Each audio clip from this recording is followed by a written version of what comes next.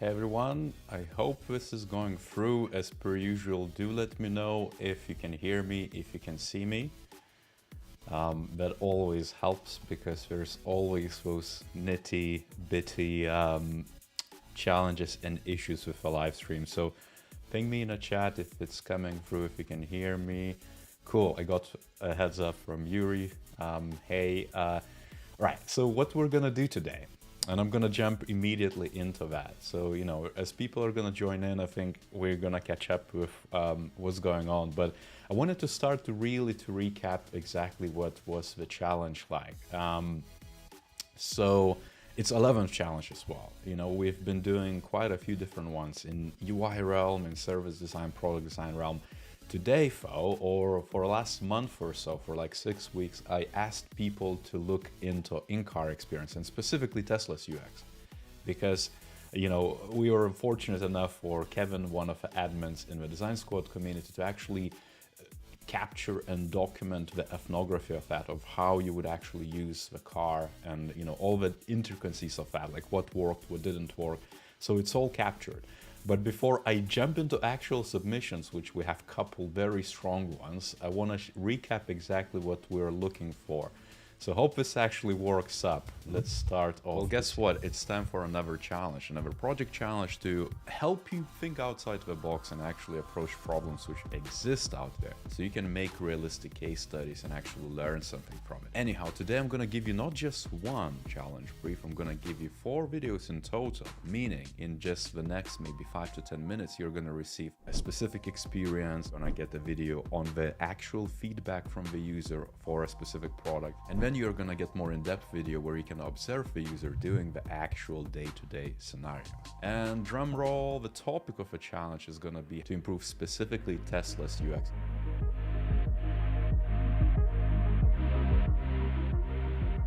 So as per usual, we're gonna base this challenge on something, right? There is a problem. But what I'm gonna use as a primary example is this study. I guess it's very simple actually. Like there is just, you know, some researchers came together and said, let's just capture how users would actually use the different things and kind of try to, you know, do the same with the buttons versus the touch screen and kind of capture those variables. You can read about that. I'm not going to go too much in depth, but ultimately the cars which had the tablets on wheels underperform because it takes longer time to actually find what you seek. And also you need to consider that people who drive have special needs. Doesn't matter who you are. It could be, you know, on a spectrum of like very small needs to very big needs, but ultimately if your attention has to be focused on a road, so you keep your family or yourself safe, and you also have to have your hand on the wheel, and also now you're shifting your attention to the screen, you have issues. That's exactly what we're going to try to solve. But having said that, a good start would be to also pick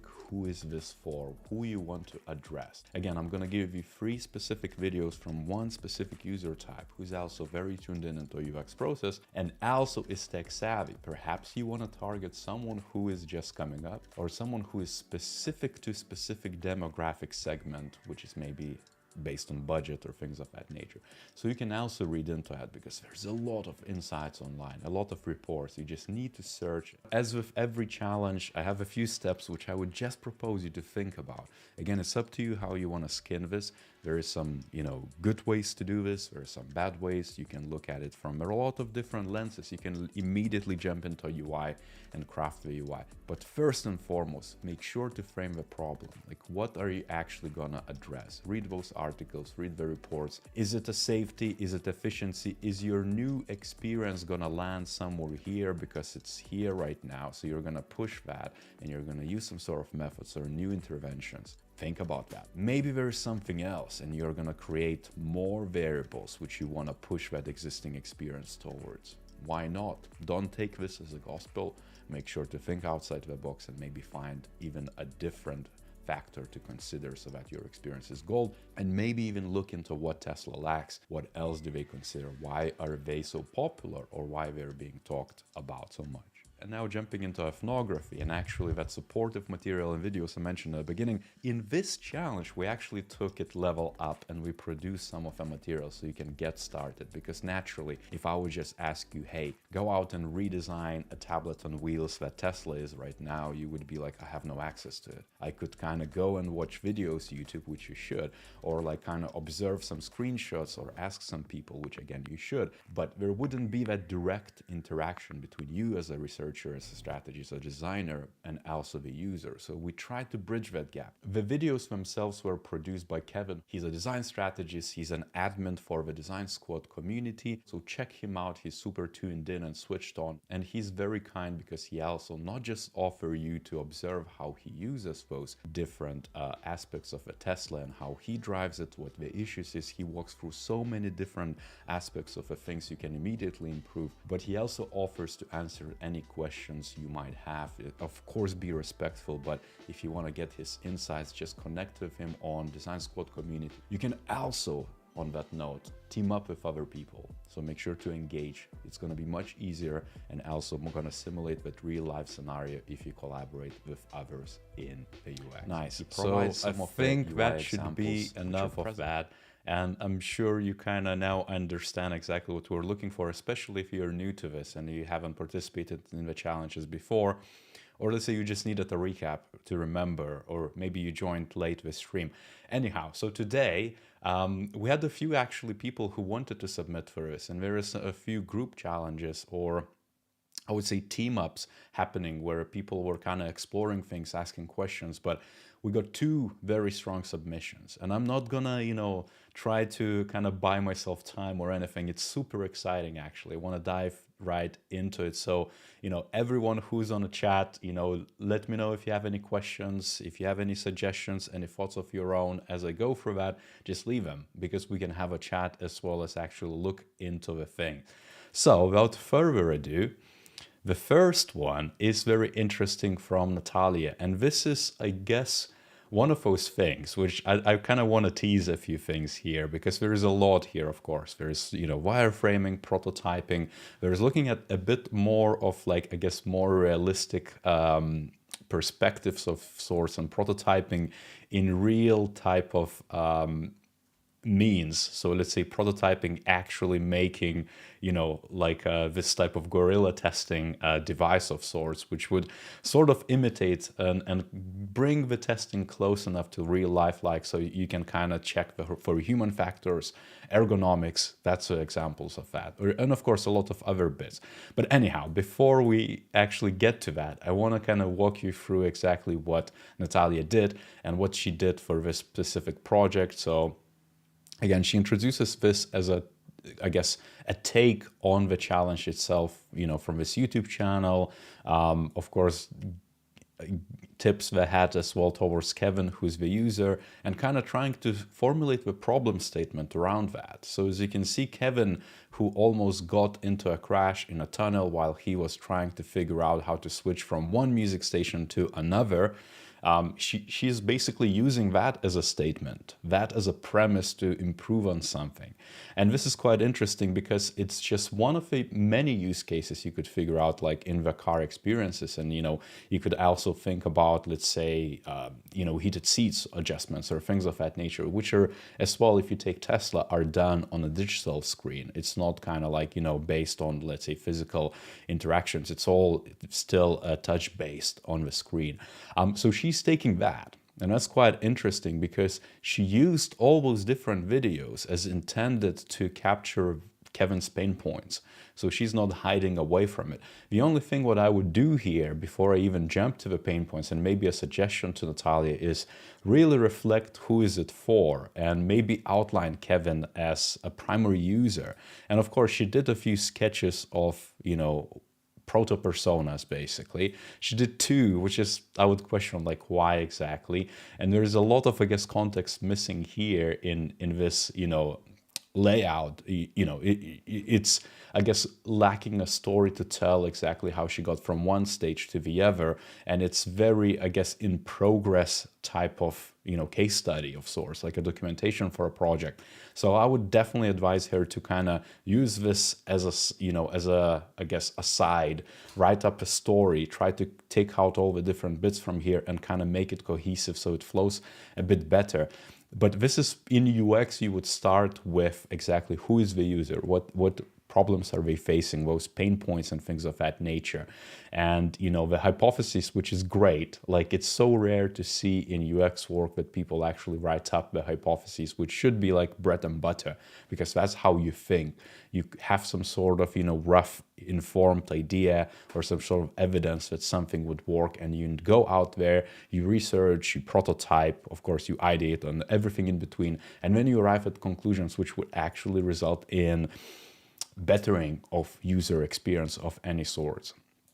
So her hypothesis is that she believes that by using both analog and digital buttons, which is a hybrid, resizing the size of analog buttons and placing the menu buttons closer to eye view of the user will improve the road safety. It's a big leap as well. Like, it's a big hypothesis. I would maybe try to figure out how to, let's say, maybe base it on that study, which was highlighted in the recap I did, where, the time of the actual interaction mattered there. Because if it takes you, and of course, this is generalization, but if it takes you 10 seconds to perform an action and it distracts you from your main attention or main task, chances are it's not that safe. So you could base it off of that and maybe use that as a premise, basically, instead of slamming like a big statement, road safety, because road safety means so many different things. But it's kind of like you need to be picky exactly and make it as succinct as possible, because that would cause me questions. And if I would see that in a case study, in the interview, let's say, or reviewing portfolio, I would definitely ask you about it. And she also states that it all will be measured with a SUS score, which is really intriguing and good to see exactly what it would be like. So she dove into that, and she looked at ethnographic research those videos, decided that Kevin is probably between 30 to 50, who knows, and who grew up in analog but adapted to digital as time went by. Again, maybe she engaged with Kevin, maybe not, but knowing that this is exactly what she captured or what means would actually help.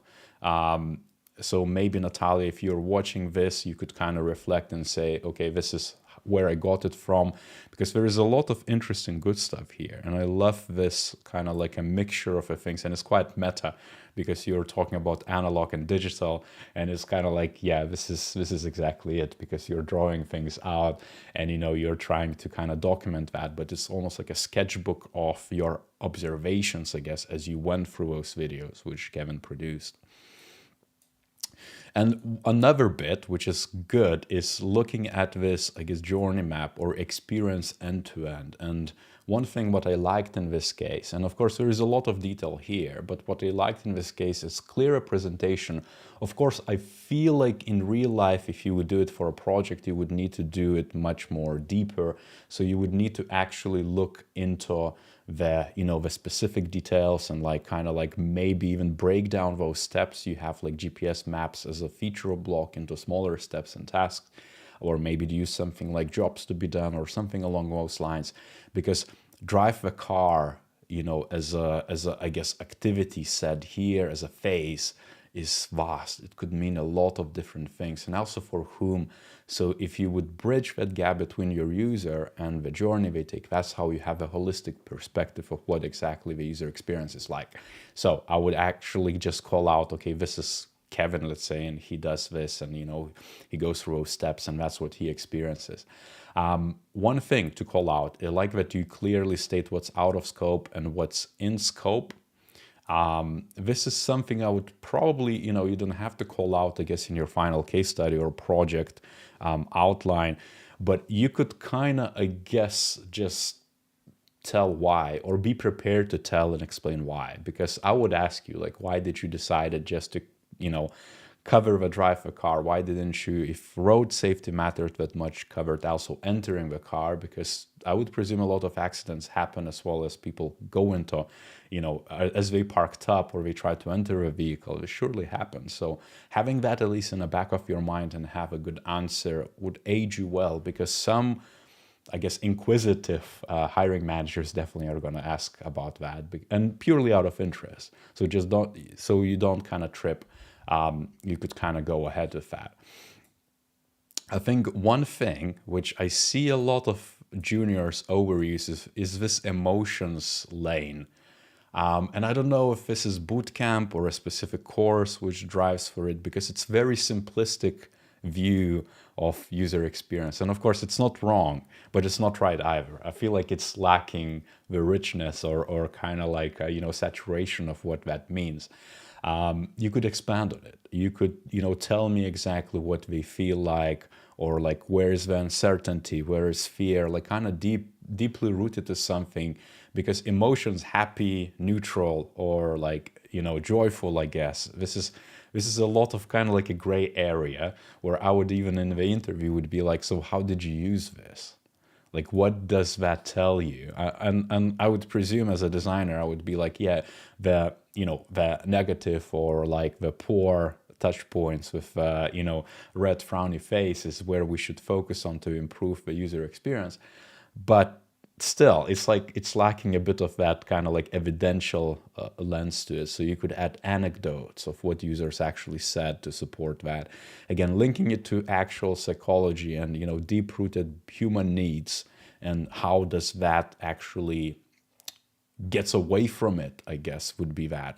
But also emotions here, I would even question if it's a right variable. So in one of the reviews I did recently, actually, I don't think I published it yet. So I caught myself. But anyhow, in that review, I kind of checked exactly on emotional thing, and I don't know if emotions is the right variable. You could tap into that feeling safe. If you're here to improve the road safety and your people feeling safe and actually being safe, and safety and feeling safe probably would be that key thing and key emotional aspect and factor you should kind of like, you know, carry on. And maybe you did, but I can't see it. It kind of like lacks that clarity to me.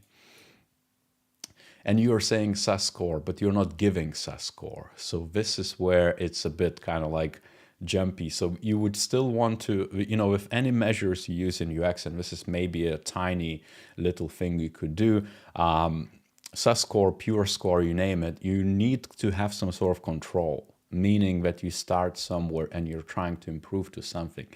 So you shouldn't just introduce SAS for the things which are already changed, but you also need to evaluate what are out there in existing experience, in existing interfaces, touch points, you name it. It doesn't really matter, but you need to reflect exactly what the experience is like now, and then have that as a baseline, as a control, and then make some changes and reflect on it and say, this is the delta between the two, before and after, and link the two and say, we succeeded, or we improved something, or actually we failed, which could also happen.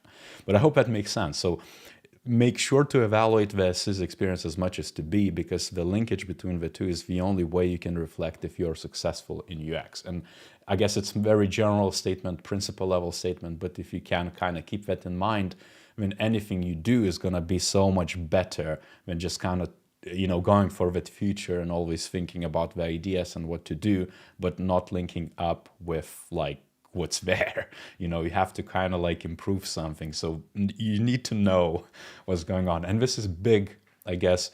Yeah, I mean, I don't want to like, you know, we could spend an hour discussing that, why it's so big. And maybe I'm going to make a video of it, of like, why do you need to care about S is, probably even more so as to be, because we have so many ideas and ideas are so cheap. But the actual insight of what's happening right now is very hard. That's why we do user research. Anyhow, let me take a sip, and do let me know your comments as well. I see a few in the chat, but if you have your own thoughts, you know, leave them. It's interesting to see what everyone else thinks as well.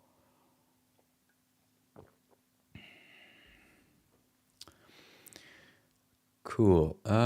Next, how might we? So this is, I guess, one single how might we, and Typically, I guess it depends what sort of project you would have, but how might we's are, again, very, I guess, cheap in a way that you could ideate on a lot of different angles, and you should. You should kind of explore it very holistically before you just target one of those how might we's or one of the ideas. So here Natalia is saying, how might we improve user safety while keeping Tesla's modern and minimalistic design and aesthetic by utilizing both analog and digital buttons on the center control? So it's a bit of a build-up, but now we have a new angle of modern and minimalistic, as well as like the previous problem, you know, and previous kind of like a hypothesis Natalia had.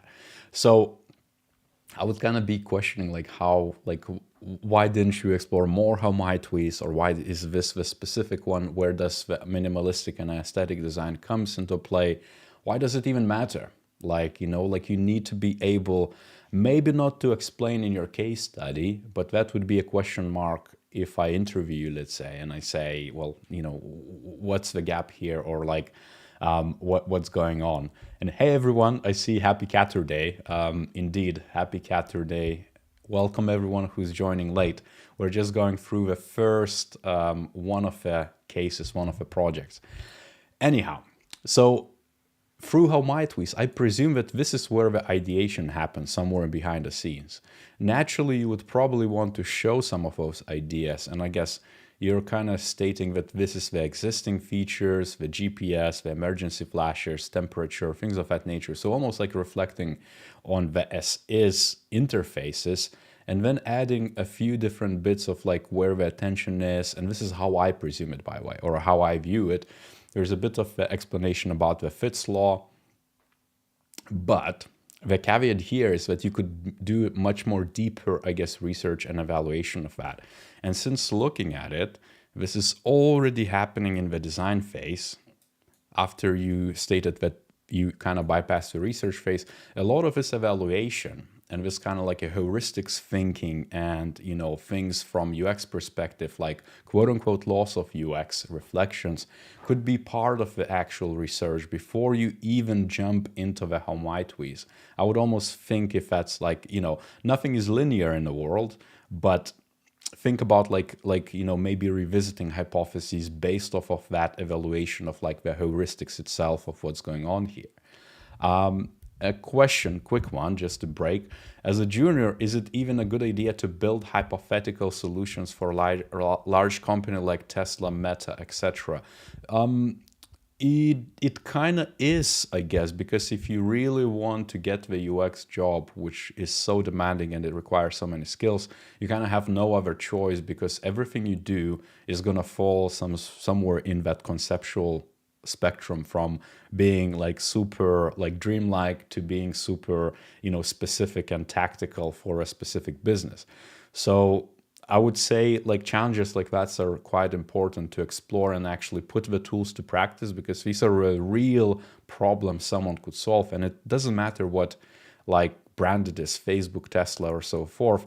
I would just steer away, if I could give one takeaway from UI redesigns for the sake of a UI redesigns, which have been such a big deal back in the day. I remember when I was coming into UX, every other designer in their portfolio, almost doesn't matter what seniority they are, were redesigning Facebook UI, but not doing any actual UX, and then calling themselves UX designers. So that's where kind of, I guess, the discrepancy is between the two. Just, you know, you need to kind of be careful. But this challenge specifically was designed so absolutely anyone would come up with the evidence to say, you know, I can actually do UX, and this is the real problem out there, and this is my take. Doesn't matter if it's conceptual or not. If you know, invest a lot of time in it, you're definitely going to arrive at something stronger than just a UI redesign. And this is telling also. I'm sure you would agree exactly with what's, you know, on a screen. Of course, there's, you know, a lot of things you could be doing in these things, but I absolutely love the actual submissions to these challenges, because they are, you know, it's so much better than just people kind of like designing an app for a restaurant or something like that. or, you know, to-do list app or something along those lines, where you have millions of those and nobody really needs another one. So you could probably agree with that. Anyhow, so then she went into the actual wireframes, and of course it's very hard to tell, because to me wireframes is an artifact to build a shared understanding of your team, but it's when you kind of reflect on your own, I never kind of can read or picture or visualize the story. So perhaps even like a storyboard would do a better justice than a wireframe on its own, because storyboards usually reflect the actual experience, or at least simulated user or customer experience, and wireframes are usually just screens, and, you know, it's very hard to understand like how it would flow. So maybe something to consider for everyone, really, if you plan to publish your wireframes, that, you know, it's really just architecting things around. So to some it might matter, to others, I don't know, it's very hard to tell from it. What though quite interesting here, and I know that we're almost jumping into that awesome real life prototype, which I also have a lot of feedback, by the way, but more so positive feedback. This is a mid wireframe, and then some sort of methods and things of that nature. This is another feedback I kind of have, you know, kind of need to give to every junior, I guess, or everyone, any person in UX who's prototyping. Like, with the rise of design systems and readily available kits, and, you know, like pixels became so cheap right now, and design is so fast with all the Figma tools and, you know, variants and auto layouts and things of that nature. You literally don't have to spend hours anymore to design something really quickly. Sometimes, and I think in a lot of different companies, of what I observed was also that designing in low fidelity doesn't really make sense anymore. It's almost like you're not really losing much in designing with something which has higher fidelity, like buttons. You know, it could be almost like a mixed fidelity, and it would do the same justice. So you need to ultimately just think about where your time is most valuable. You know, sketches are fast and things of that nature, but when translation them into the design, or having like a low, mid, high fidelity might be an overkill. And like, let's say myself, if I ever do individual contributor work, I just jump into high fidelity using a design system. And granted, I don't really care about the small different details, because those you can figure out at any point, and it's like, you know, like the actual architecture for your experience what matters most, and it's usually the most challenging. Anyhow, now that I got out of the way, the awesome stuff, and this is really, really awesome. I mean, you have to agree, like this type of prototyping in real life, you know, situations. I've seen something like that in the past, just handful of times. I've seen juniors in my teams as a UX manager, where, you know, you wouldn't even ask people to do that or bring that idea, and they would create almost like a printout notebook, which had interactive fold-outs, and like almost like a book, if you know those type of books from maybe childhood, where you have an adventure of sorts where you can interact with the book, kind of like that. And this reminded me of that, because this almost like is going extra mile. And the only feedback I have on this, where, you know, you can see that she used Protopie, some Arduino with block dots and things of that nature. So this was functional, but it doesn't have, you know, anything else but one photo and a few different variables explained. I would just ask, like, and almost beg, please follow up with me and make a video, you know, document that flow, like show a bit more detail to this. And I'm sure like every other UXer, industrial designer, whoever is even in the hardware would appreciate this, because it shows almost like that thinking in the three-dimensional view. You know, it would be like you would lack skin in a game if you just want to create hybrid experience of, let's say, analog buttons and digital touchpoints, and not do something like that, you know? Just breaking it down. Again, I don't want to, like, you know, spend a lot of time on that, but I'm sure you would agree that it's so awesome. It's different, I guess, analog buttons, it's digital touch screen, some simulated read-only information, the actual road, which is probably that back rear cam. It's the wheel, which looks like a, you know, like a decorative paper plate, and an Amazon Prime box of, you know, like the actual things pulled together to actually say this is how it could look like. I guess in in real type of projects and things of that nature, there would always probably you would want to if you user test this on actual people, you would want to kind of bridge the gaps unless it's conceptual early take and prototype for new experience or new interface. This would work. But if you, let's say, want to proper user test the usability, then you probably would need to prototype the actual part in injection molding, maybe 3D print things, bring it to as close to the real life like dimensions and human factors of ergonomics and things of that nature would need to be tested. But this is, I mean, amazing. Like I was speechless when I received this, because it's like, oh, that's actually like a lot of thought, done here.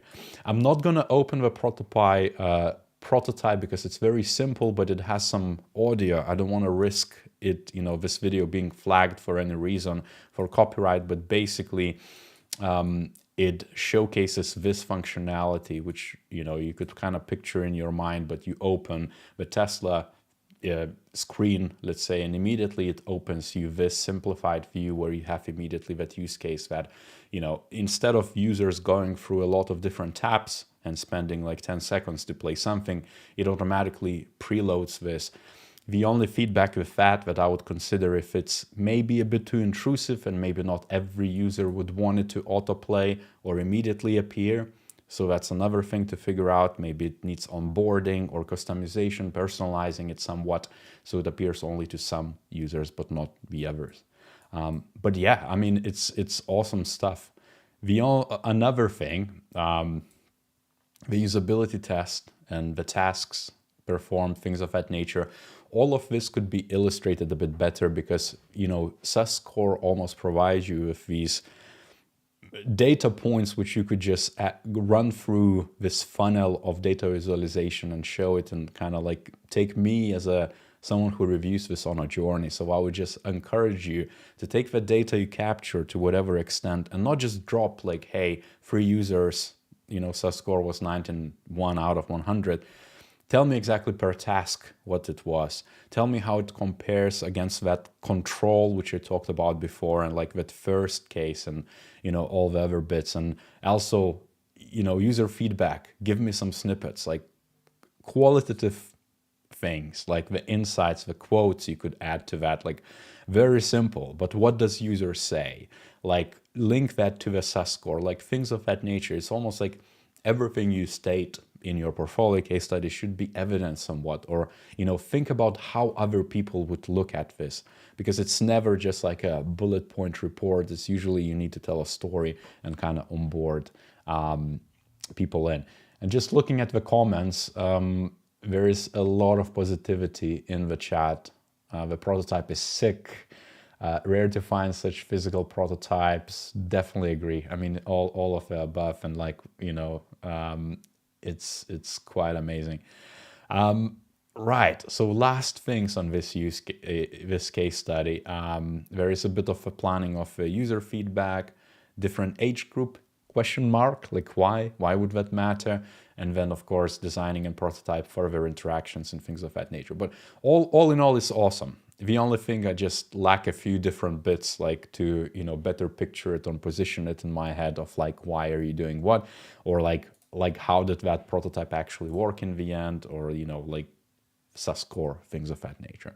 But yeah, it's awesome all in all. I mean, it's it's a good case study to also document for a portfolio. Cool. If you have any suggestions, questions, recommendations, do use the chat as well. Do drop it. Otherwise, let's carry on to the next one. And the next one, I thought like this is again quite interesting, and I'm gonna spoil it a bit, I guess, just jumping ahead. But this one is a very first case study, and any feedback is welcome, but it's very interesting and super in depth. So this is by Hugo Hernandez, and I don't know exactly like his background or things of that nature, but immediately what impressed me was the depth of it and actually the detailed outlook and kind of like a research mindset of looking at specific interactive bits on the interface. But as you can see, immediately that on the right hand side, let me just zoom in a bit if I can.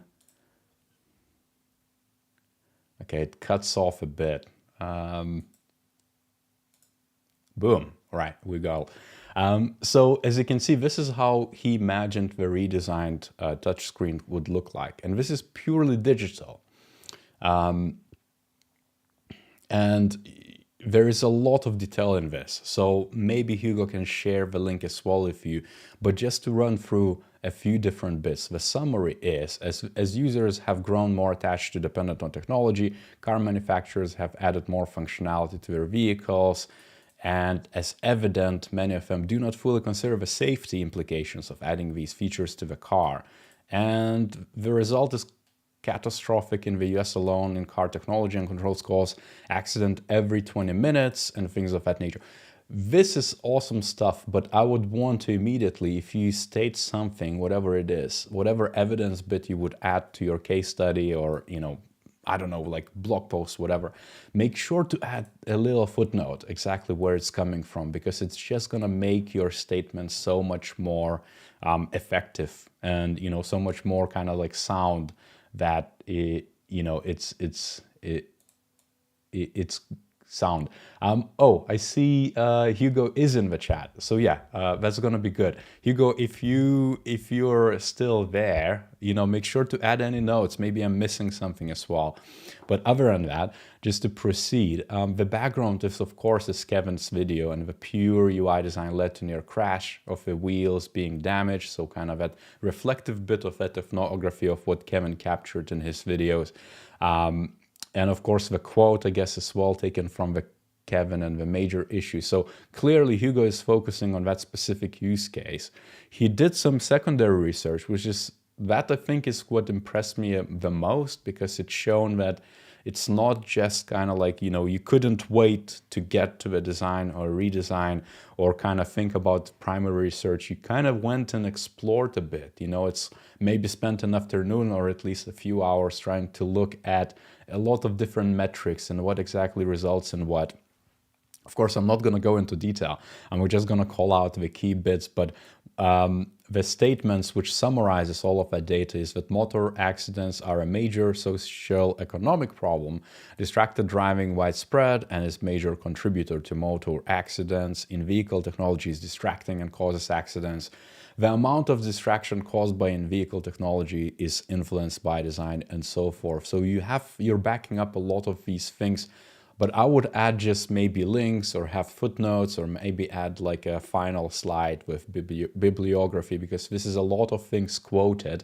You know, you just want to kind of like, if you saturate it that much with quotes and references, make sure to refer it to something. And I see Hugo in the chat is saying, yeah, enough time to add footnotes, LOL. Yeah, well, make sure to do that, because again, it's going to improve how your case study appears, because there is a lot of data here. And you looked into other bits, like we recommend that automakers consider which IVIS in vehicle information systems features should be available. And that's probably from that accessibility and a lot of different other resources you picked up. One immediate thing as I was reading it through before this live stream, I was looking like, oh, but what about people? And I like that you actually went and kind of pivoted, you know, from those general trends to the actual people issues.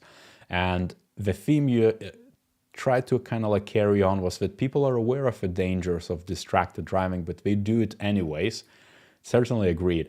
Because there is perceived risks, uncertainty, you know, people, if they feel like they get away with it, there's behavioral aspects of that as well. You could probably dig even deeper, to be honest. Maybe that's another bit of feedback. This is impressive, by the way, but you know, if you want to figure out a bit more about like why that happens and how do we condition ourselves to be those kind of like, you know, dummies where we're like, oh, you know, like I drove 10 times and none of those 10 times actually went to some sort of accident and I was all over the place, you know, not looking at the road.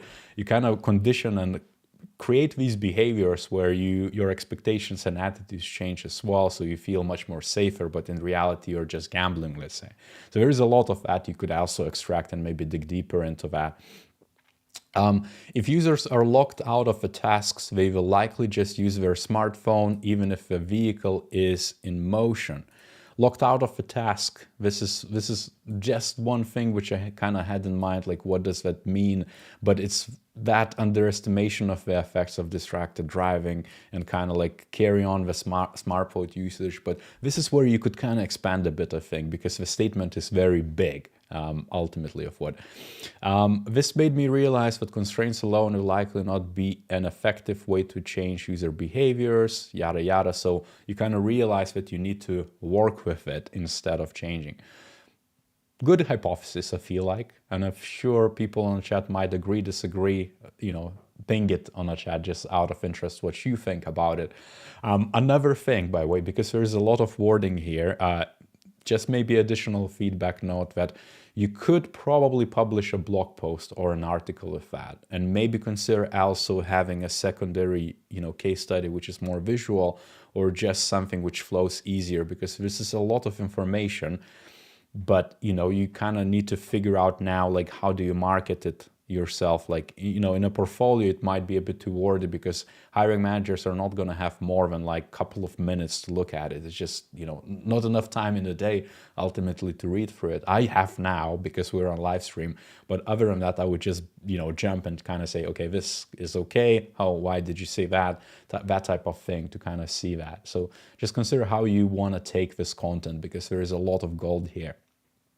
Anyhow, with those research bets, you arrived at the problem statement, which is driving accidents are a major and growing socioeconomic problem. This is partly cost. So it's all of those different bits, and when Tesla UI is poorly designed because it allows, and in some cases requires, these unsafe interactions to complete the tasks, and constraints alone are likely to fail because people, again, if we get away with it, they're likely to do that. So you did, this is quite interesting, but you did a lot of, I guess, engagement with Tesla users, and I saw somewhere, maybe it's in this case, but Hugo actually rented a Tesla and engaged with other Tesla drivers.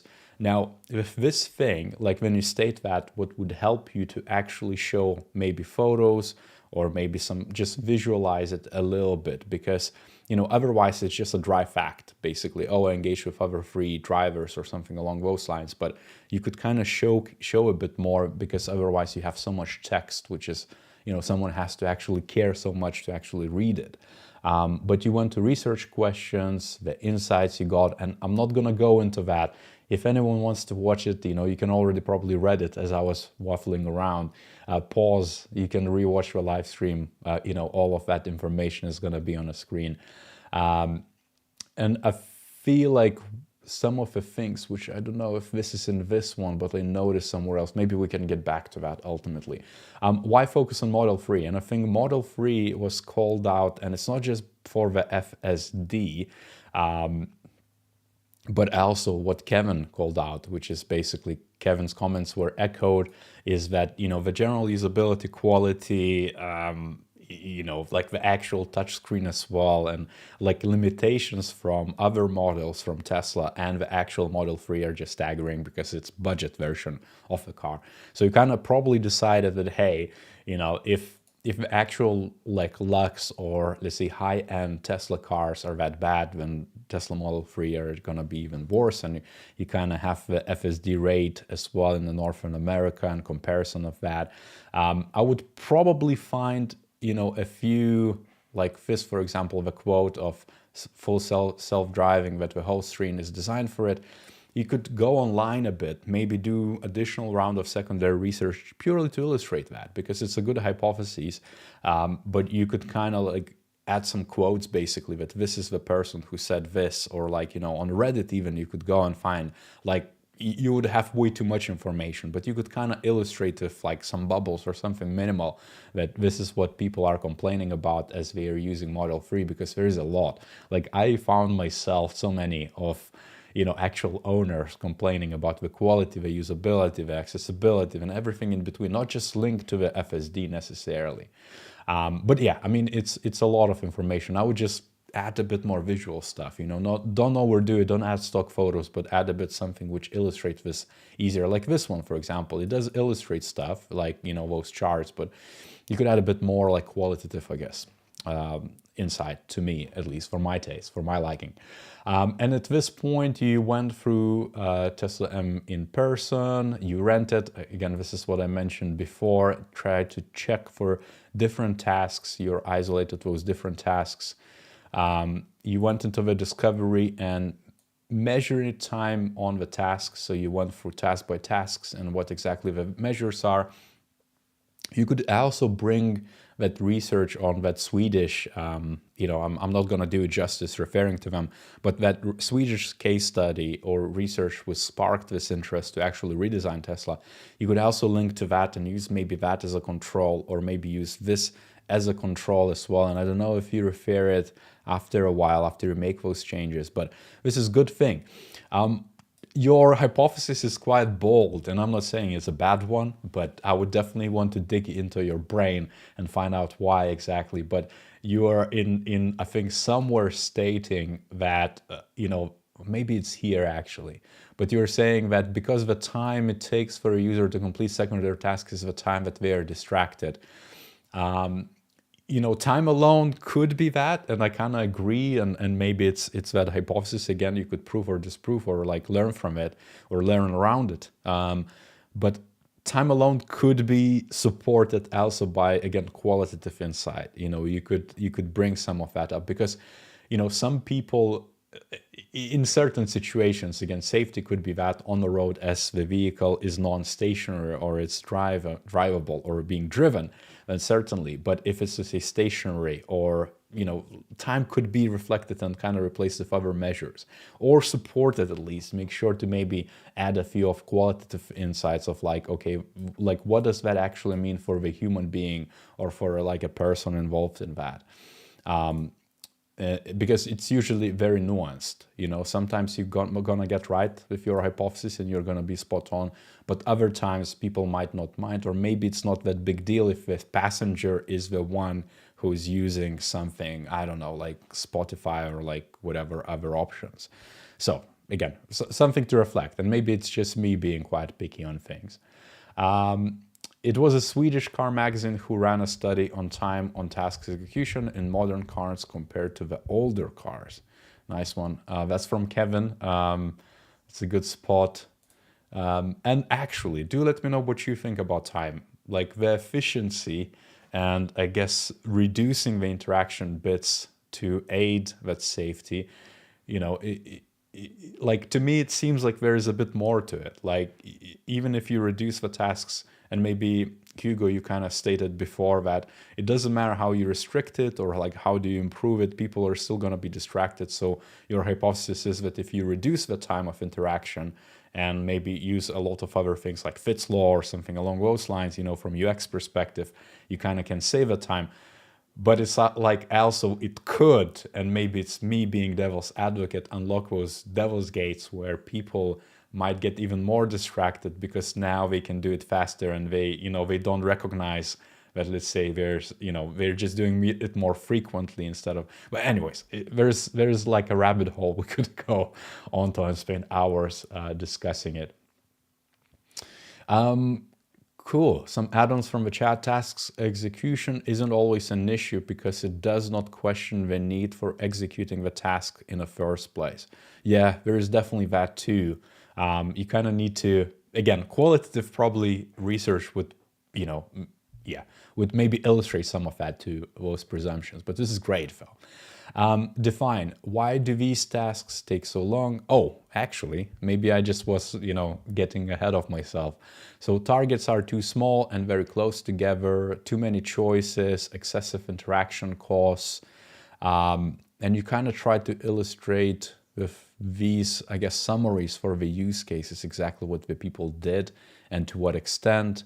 And I'm just calling it out randomly, by the way. I might miss something while I do so. You probably, if you're viewing this, you might spot something I don't. To make this matter worse, many interactions start to end with a dragging motion. So you evaluated, I guess, the interactions. And as I said just before, Fitts law is one of those things which probably comes to a lot of people's minds immediately, but that's great. Key problem, the UI constantly prompts users to type, which is quite interesting. I guess, again, would depend probably what task you perform. I guess there is a large and growing body of evidence that typing inputs is one of the most dangerous interactions that users can perform while driving. Probably frequency would be one of the big ones to understand, like, how frequent is that. Like, constantly prompts, you could kind of probably add some measures to that to make it a bit more solid, because as you know, we just chatted on a chat, you know, it depends what you're trying to achieve as much as the actual, like, you know, hypothesis or results of it. But that's cool. Key problem 2, Tesla vision feature always takes the prime part of a screen, but it's only useful sometimes. And this is what I'm talking about. You kind of illustrated that it's just an eye candy. It's only, maybe you could add a bit more to that to support that, or maybe, you know, you could follow up with a bit more evidence to capture that. But I feel like this is part of that thing where Kevin, even in his video, stated that it's designed and brought to the market maybe a bit too early, or designed with that end goal, you know, something they're aiming for, and maybe they didn't realize how much time and how complicated these things are. So they just kept it. But it's certainly, like, you know, it's I guess futures thinking and some of that kind of legacy thinking which is influencing that, and why it's taking, that's my at least hypothesis, that this is why they're presenting that, instead of kind of like a trimming down or hiding it all together until we can actually you know, display it properly. That's my take though. Cool. Anyhow, so all of that, all those problems and things of that nature, you went into the development, you kind of try to think, I guess, about gestures and how to replace those things. One of the things though, like, I feel like there's a bit of maybe a jump between the problems. So I would, like, myself, at least for clarity perspective, and just, you know, if you make a case study, try to link the before and after, try to link problem with a solution, or somehow kind of guide me through that. Because jumping into, like, the ideas to sketch it out, you know, you could kind of maybe even add a spin to it and explore it more holistically, and maybe even ideate of, like, you know, like, I guess a merger between the two cases, which is the before, the one with, you know, exploring maybe physical touch points as much as the digital touch points. And I understand you try to focus on that, but it's kind of like a thinking quite holistically before jumping into crazy eights, because you kind of need to frame it and pick a right problem, and then ideate on it, and then test it, and then kind of come up with something. So maybe, you know, it seems quite jumpy. That's ultimately it, and maybe you did it right, but maybe you could improve that in the storytelling, or the next case study, or the next project ultimately. But that's cool. One of the things with the actual gestures and interactions, there's a lot of evidence and research on that too. So you could Google as well, let's say even Apple design guidelines for human-centered design have a lot of notions of what's appropriate, what's not appropriate. So you could base it on something.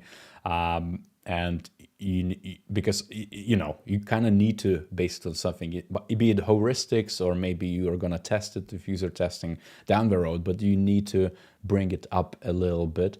And your prototypes were kind of like a simplified view of that. So you know, you created this takes of exactly where the critical information is, the home screen, the Spotify. Again, I'm not like big on UI, because UI is quite easy to get, you know, made or tweak or produce like some high fidelity things.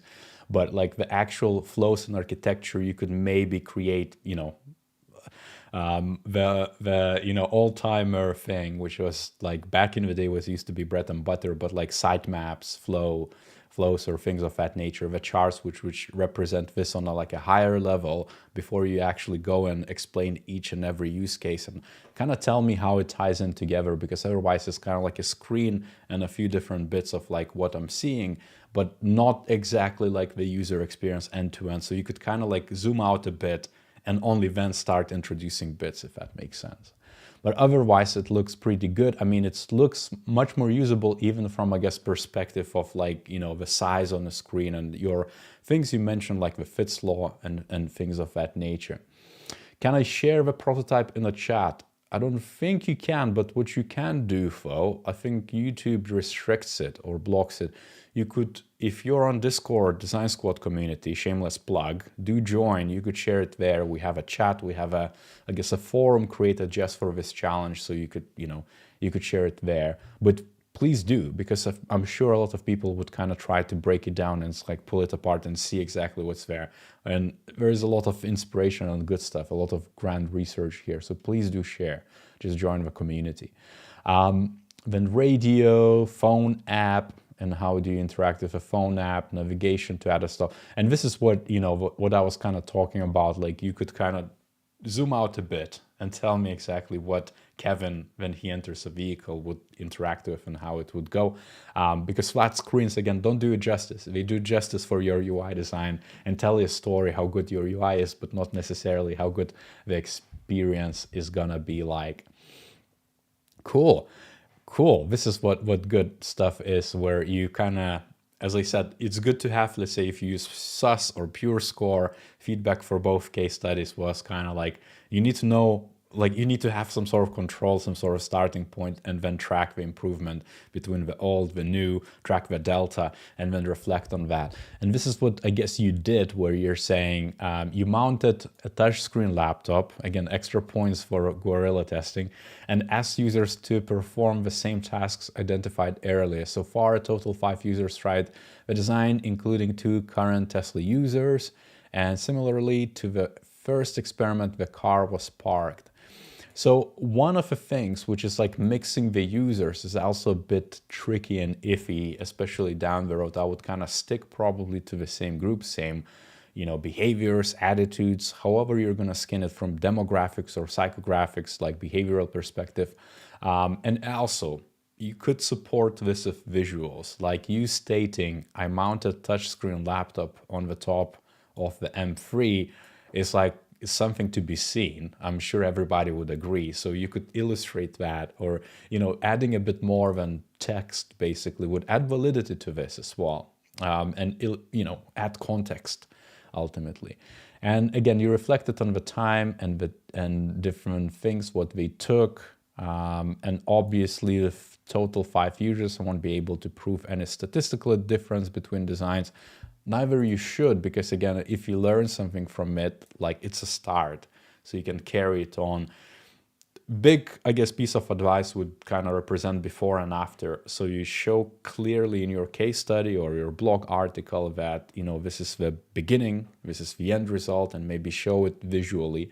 So me as a hiring manager don't have to be like, oh, like this is 4 seconds and now I'm going to scroll back down, you know, back up to the case study and see exactly where was it, what sort of tasks was that. So kind of linking it a bit and making it easier for me, which was 12, so like 3 times improvement at least on that specific task, if I'm correct.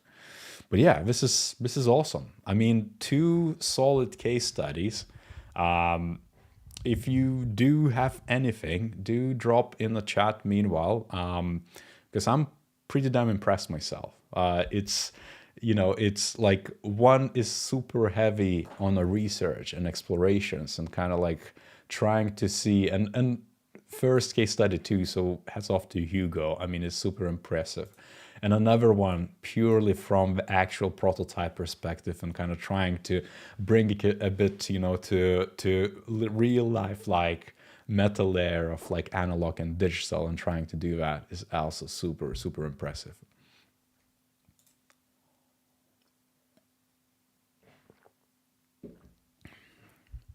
Cool, awesome stuff. Any other takeaways? Any other thoughts? Any ideas, by the way? Any ideas for the next challenge? Because that's gonna probably now happen either end of the year or maybe next year. We do take a bit of time to pull together, but also timing to actually book in. And there's a good stuff, good feedback and positive notes. Awesome stuff. Well, I mean, you know, without further ado, I hope you enjoy your Saturdays. I hope the Catterday is nice. For those who joined late, make sure to, play it back. The actual live recording is going to be available imminently. It just takes like a few minutes and you can watch it, because we went through both cases. I tried to give as many advice bits and also call out some awesome stuff, but both of the case studies are absolutely incredible. So thanks a lot for those who participated. Thanks a lot for those who actually watched it and joined me review these. And if you have, again, any questions, leave them down below as a comment or in the chat. But thanks so much, everyone, and do have an amazing rest of your weekend.